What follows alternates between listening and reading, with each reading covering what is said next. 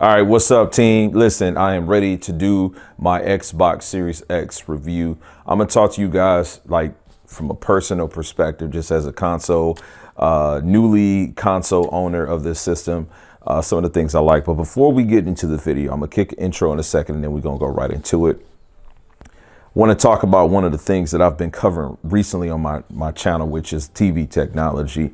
And a part of this review is going to really cover and encompass if you really need to make the investments into like a higher end TV, or how high of an end TV do you need, where there's just a diminishing return where you're not really going to see things that you need.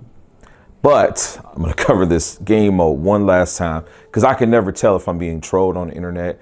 I'm super old school, you know what I'm saying? So I don't really play the troll game online. I never know if some of the people leaving comments are just like ignorant, like by definition, just like lack of intelligence or understanding, or if they're just playing fun with me. I don't know. So new game mode on LG, G1C1 OLED. Some of the things that I cover, and this is just like really, I've been making discoveries on these consoles. I'm thinking that there may be a lock to the system, to the operating system, maybe to a degree where it doesn't give an external device the ability to read the refresh rate or the frame rate. Let's just call it the frame rate, because the refresh rate it reads, but not the actual frame rate of a game. Those are two different things. So let's just take this Ori game, right? You can pan to this direction, son. I've got this frame rate counter on. It's just an amazing technology. The game is currently in HDR, FreeSync Premium, and everything's turned on. And this game actually runs in 4K at 120 frames per second. You can see that, right? Or Super Sample 6K at 60 frames per second. Now just pay attention to like the leaves and such. It switches on the fly. Like you can see the transition and the fluidity. So it's an immediate adjustment. What you can't see is there's a texture difference in everything when you're adjusting this. Look at my frame rate counter though. I'm at 60 frames per second right now. I'm at 120. I'm at 60. I'm at 120. This console is locked at showing whatever external device is connected to for this TV. So this is a specific instance with this particular TV. It only shows that. Yeah, so I just wanted to show that. Now, we're going to talk about what I think about this console and if I recommend you getting it right after this intro.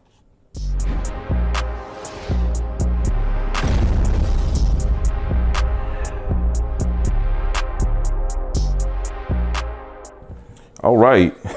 And I got to tell you, after having this turned on for about 10 minutes, just flickering through the 4K or not, there's a little bit of heat coming from this, which is to be expected. I like the design of the console. It reminds me a lot of this particular case that I have. This is the NZXT H1. In this, I have an i9 processor with an RTX 3080.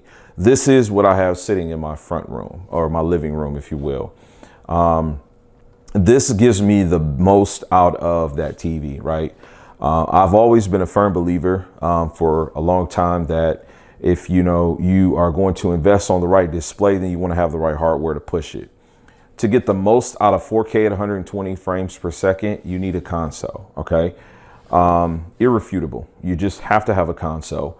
I'm sorry, a PC.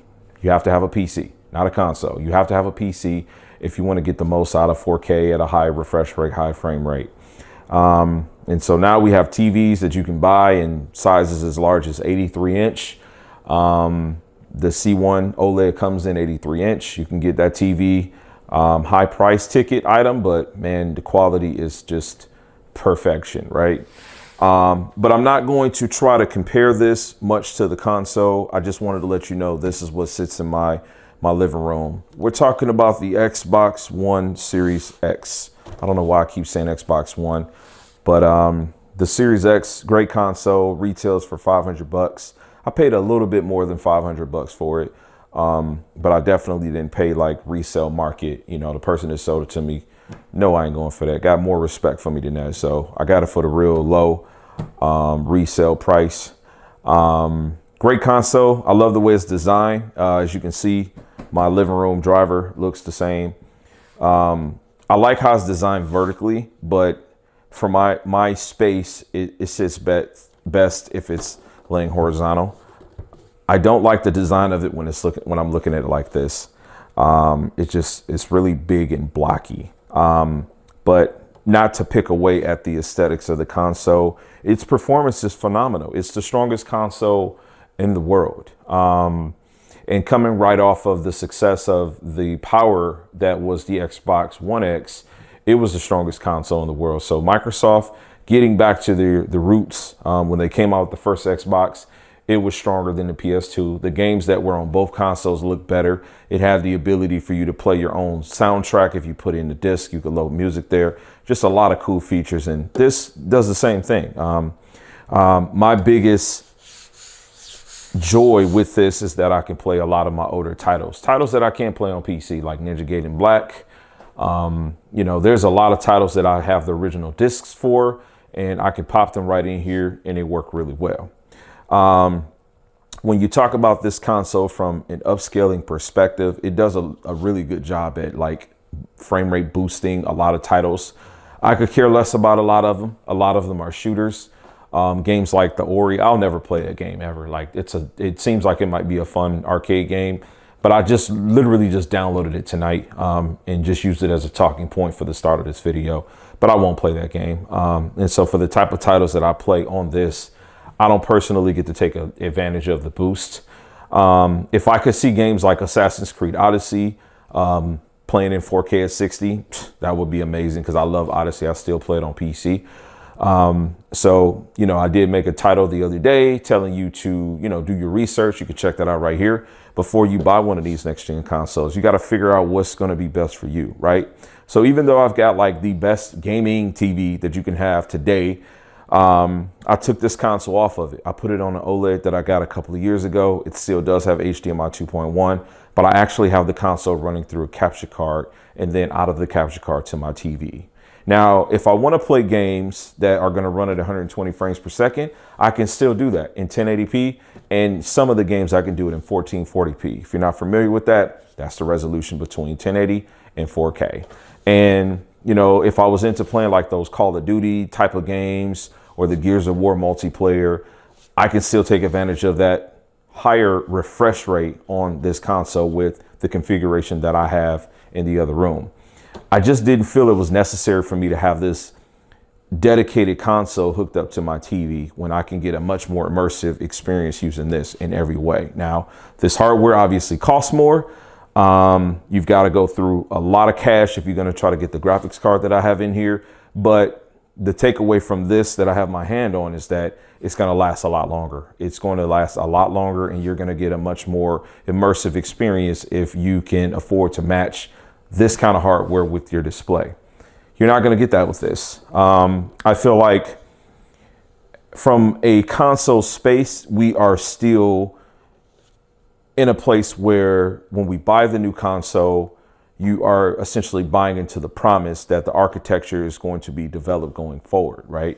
Or a better example would be the Xbox One conversion over to the Xbox One X. Like if the Xbox One X had been the first console that came out in like 2015, it would have been over, right? In 2015, 4K TVs were out for about 2 years for consumer buy.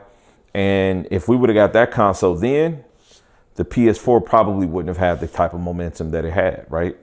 And so Microsoft, I feel like they recognized that they needed to come with the stronger hardware. They needed to come with the bleeding edge console technology to make it where you can take more advantage of your TV. And that's what we have here. This system can play about 60 games, maybe 70 games, and a higher frame rate. So much more titles than the PS5. Not really looking to compare the two, but much more titles. More often than not, the games are going to look better on this. Now, it may not be by a lot, and it really just depends on how easy it is for the developers of these games, these third-party games like Assassin's Creed Valhalla. If they can work better with the PlayStation hardware, then the game is going to look better on there. It's going to run better, run more smooth. And if they can work better on this with this hardware, though it's stronger, it's all going to come down to development. So as I said earlier in other videos, you can't buy this system thinking that, man, everything I'm going to get is going to run the best, it's going to look the best, I'm going to get 4K at 120 hertz. It doesn't work that way. This box is simply too small. It's too small to give you games like Call of Duty, Resident Evil, Red Dead Redemption 2, Tomb Raider, Assassin's Creed. It can't give you those games 4K at 120 frames per second. I can't even do that with this thing. I can't do it. It's impossible for me to turn everything up and play a game in that resolution at 120 frames per second. It's not possible. Now, if you want to, stick to the sweet spot of playing it like QHD or 1080p, and you want to just get that butter smooth high frame rate, you can do that with this. It's a great investment. And if you're like me and you've historically always bought into the Xbox brand and you have yourself a collection of titles, this is going to be a great opportunity for you. But this is my review. I like it. The controller, everything about the console is pretty sick. And I upgraded from an Xbox One X to this. I was holding off for a long time. I was just like, man, I'm not going to buy it. I don't want it. Because the PS5 I started not liking it, but it just ended up being the better fit for the type of gamer that I am. However, I'm glad that I have this for the reasons that are going to work well for me. What about you? What kind of decisions are you going to make? Why would you want to buy this? Are you wanting to buy this because you're caught into the hype of the advertisement? Or are you just like loyal to the Xbox brand? What is it? I don't know. Leave the comments. Let's have a dialogue. Let's talk. Don't troll. Talk your shit if you're going to talk your shit. But understand that I'm speaking from a place where I'm a student to this stuff. I do a lot of research, a lot of studying on this. And then I develop my content and give it out to you guys. So hit a like button, leave a comment, subscribe if you're not subscribed. Check out some of my other content. And as I always say, I'll talk to you guys next time. Max love.